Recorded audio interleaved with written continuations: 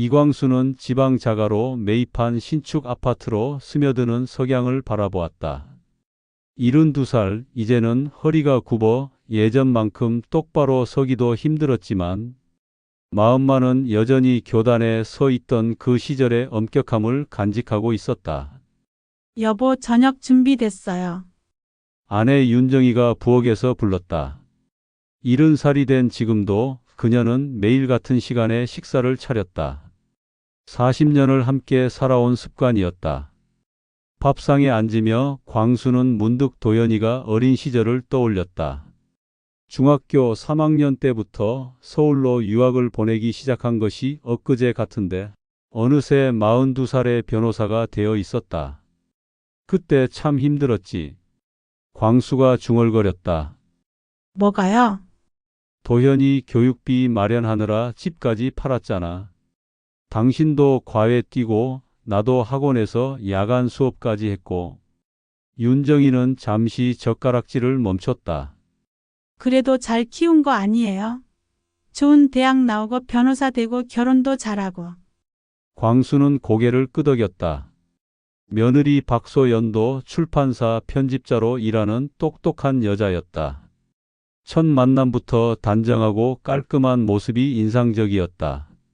다만 조금 차갑다는 느낌이 없지 않았지만 그것도 서울 사람 특유의 세련됨이라고 생각했다. 도현이 결혼할 때도 얼마나 도와줬는데 아파트 전세금까지. 그러게 말이에요. 우리가 할 수 있는 건 다 해줬죠. 광수는 밥을 씹으며 뿌듯함과 동시에 알 수 없는 허전함을 느꼈다. 평생을 자식을 위해 살아왔다. 교사로 30년을 근무하며 번 돈도 퇴직금도 심지어 살던 집까지 모든 것을 아들의 미래를 위해 투자했다. 이만큼 희생했으니까 이제는 내가 존중받을 차례겠지. 그는 그렇게 믿고 있었다. 부모의 헌신에는 자식의 효도가 따라온다고 그것이 세상의 이치라고 여겼다.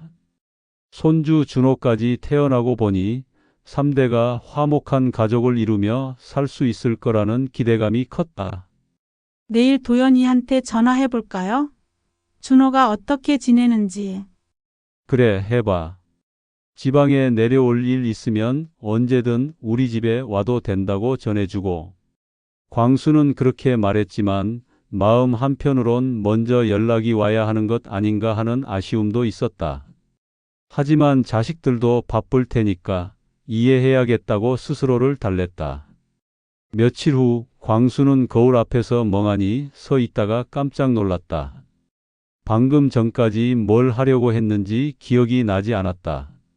최근 들어 이런 일이 자주 반복되었다. 여보, 괜찮아요? 윤정이가 걱정스럽게 물었다. 응. 그런데 요즘 자꾸 깜빡해서 걱정이야. 혹시 모르니까 서울 가서 정밀검사 한번 받아보는 게 어떨까?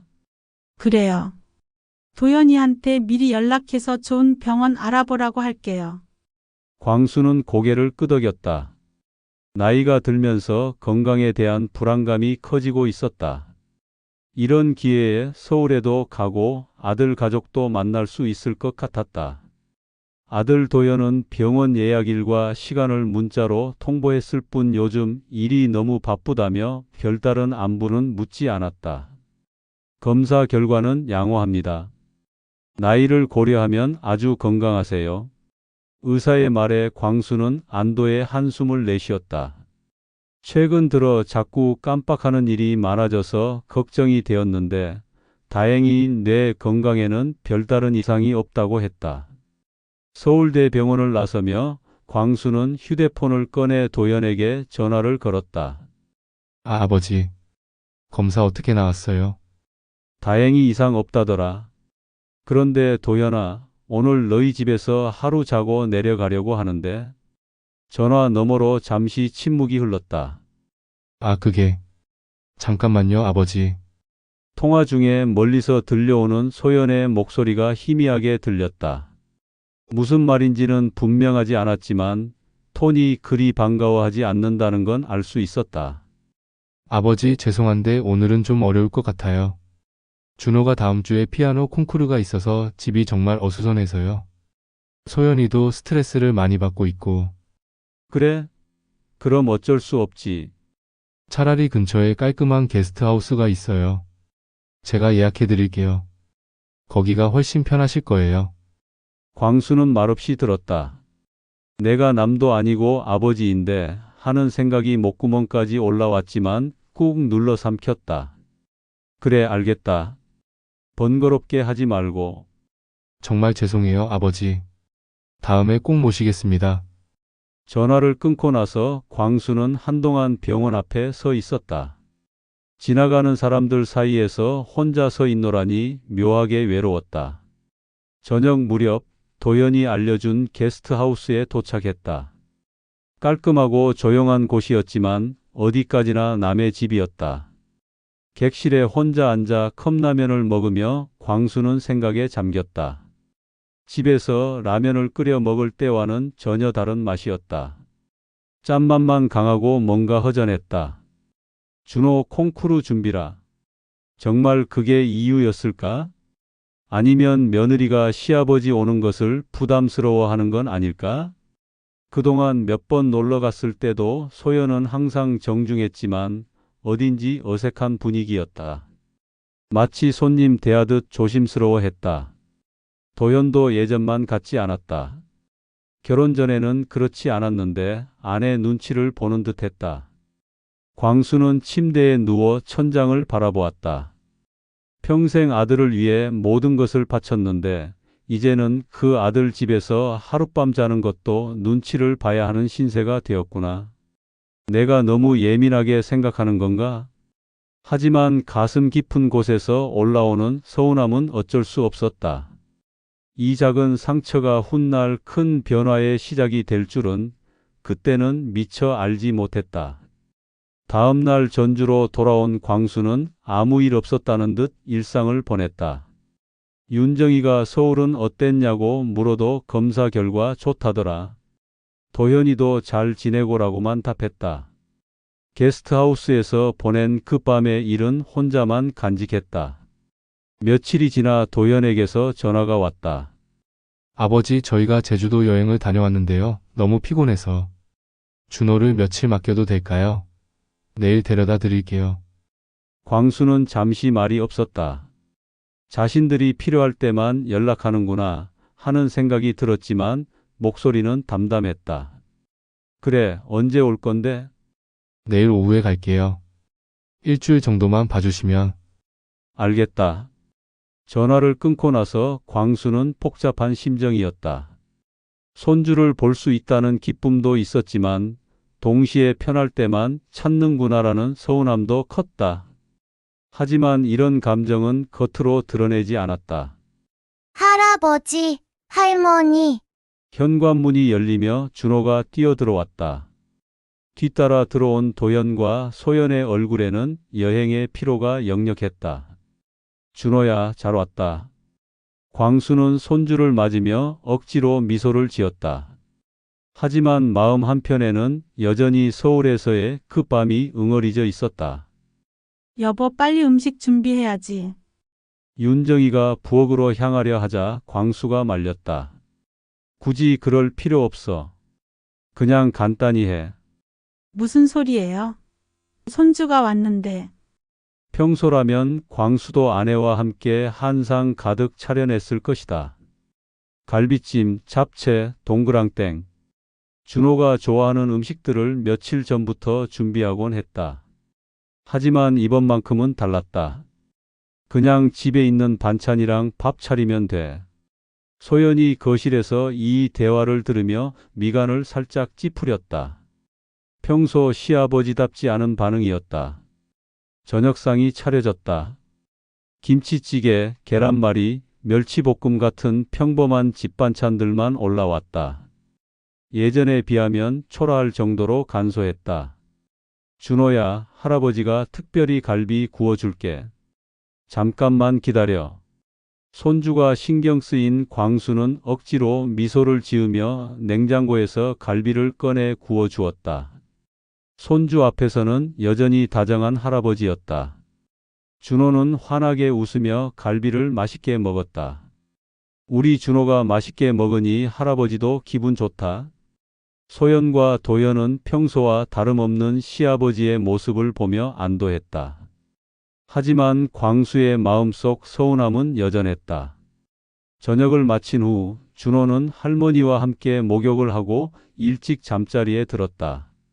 3살 아이는 여행의 피로 때문인지 금세 깊게 잠들었다. 거실에 어른들만 남게 되자 분위기가 달라졌다. 소연이 먼저 입을 열었다. 아버지, 사실 저희가 오늘 온 건 준호 때문만은 아니에요. 광수와 윤정이가 그녀를 바라보았다. 제주도 여행으로 너무 지쳐서. 솔직히 며칠 쉬고 싶어서요. 준호 돌보는 것도 힘들고 집 정리할 것도 많고. 도현이 아내 말에 고개를 끄덕이며 거들었다. 맞아요, 아버지. 요즘 정말 바빠서 집에서 쉴 시간이 없어요. 소연이도 스트레스 받고 있고.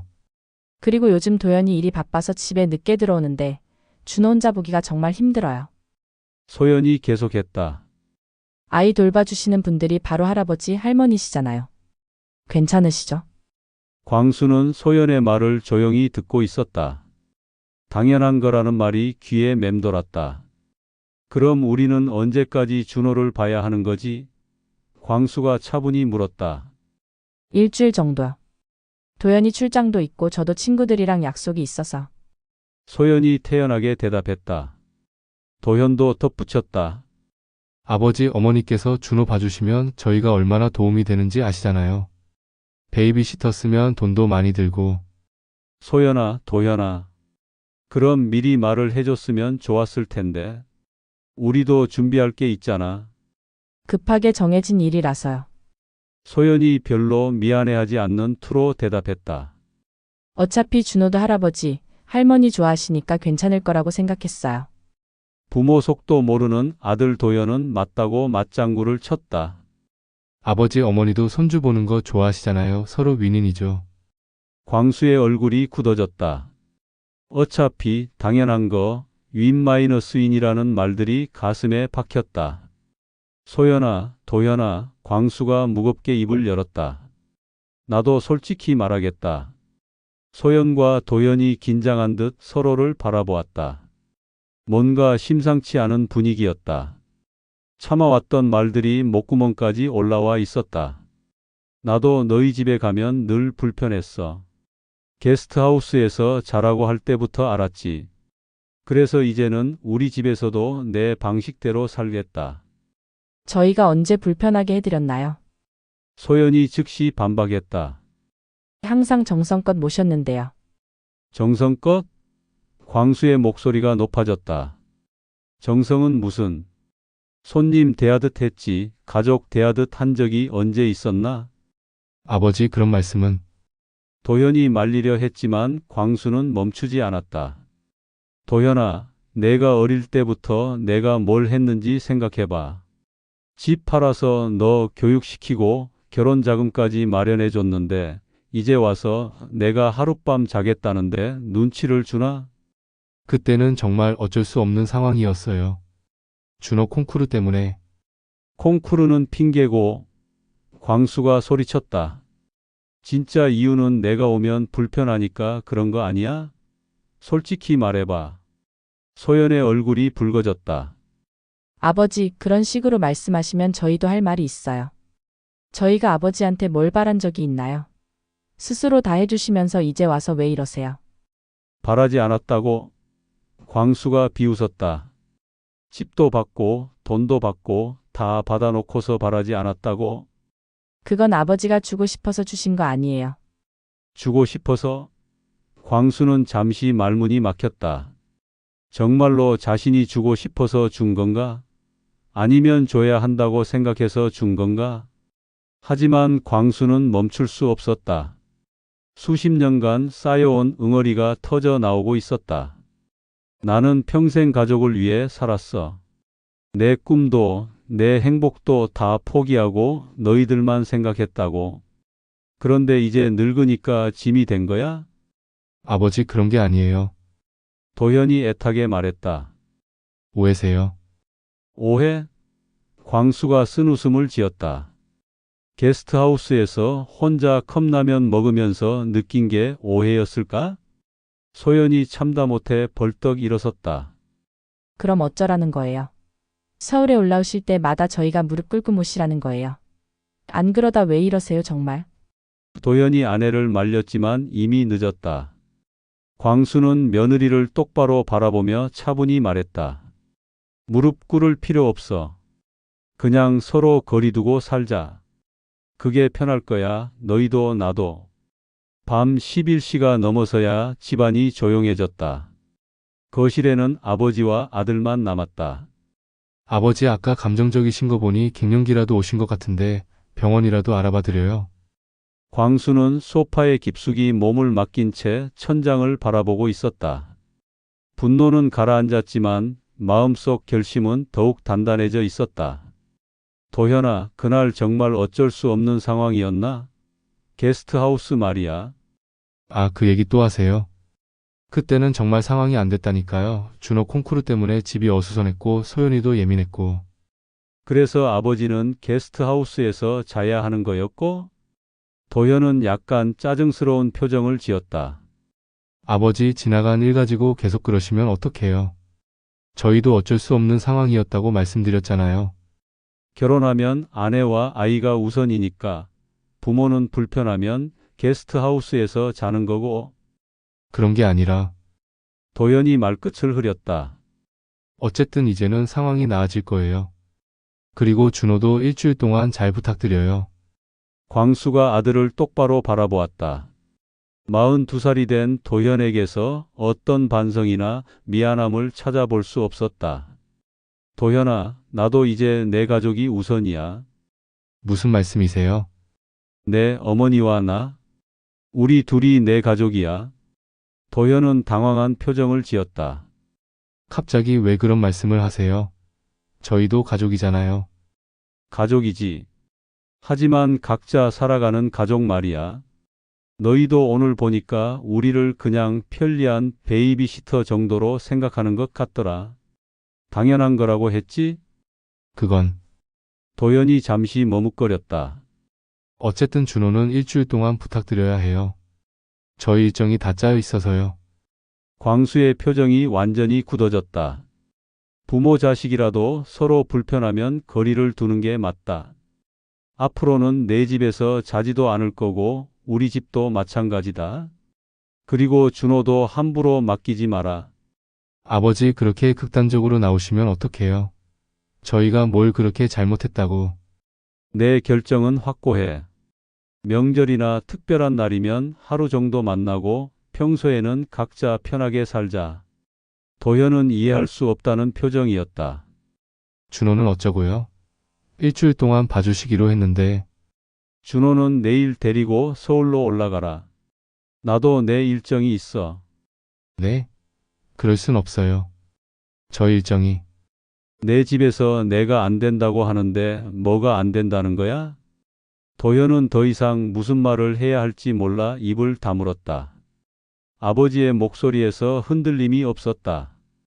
다음 날 아침 도현과 소연은 손주를 데리고 쫓겨나듯 서울로 올라갔다. 소연은 끝까지 시아버지와 눈을 제대로 마주치지 않았고 도현은 이해할 수 없다는 표정으로 준호를 데려갔다. 아버지 마음이 바뀔 때까지 기다릴게요. 도현이 마지막에 툭 던지듯 말했다. 차가 사라진 후 광수는 아내와 함께 마루에 앉아 차를 마셨다. 여보, 정말 괜찮아요? 윤정이가 걱정스럽게 물었다. 괜찮아. 이제야 제대로 숨을 쉬는 것 같아. 광수는 마당을 바라보며 생각했다. 자식에게 기대는 삶은 이제 끝났다. 남은 생은 아내와 나 둘이서만 편히 살련다. 내겐 그게 더 자유롭고 더 인간다운 선택이다. 저 멀리 경로당에서 들려오는 종소리가 새로운 인생의 시작을 알리는 것 같았다. 은퇴 후의 삶, 때론 쓸쓸하지만 오늘도 작은 행복을 찾으며 살아가는 게 우리 노년의 힘 아닐까요? 자식에게 기대지 않아도 스스로를 지키며 웃을 수 있다면 그걸로 충분히 빛나는 인생입니다. 회춘극장에서는 앞으로 웃음도, 눈물도, 그리고 때론 충격 막장까지 담긴 진짜 사연들을 들려드리겠습니다. 구독 버튼 한번 눌러주시면 여러분의 노후가 덜 외롭고 더 따뜻해지실 겁니다. 다음 사연으로 찾아뵙겠습니다. 감사합니다.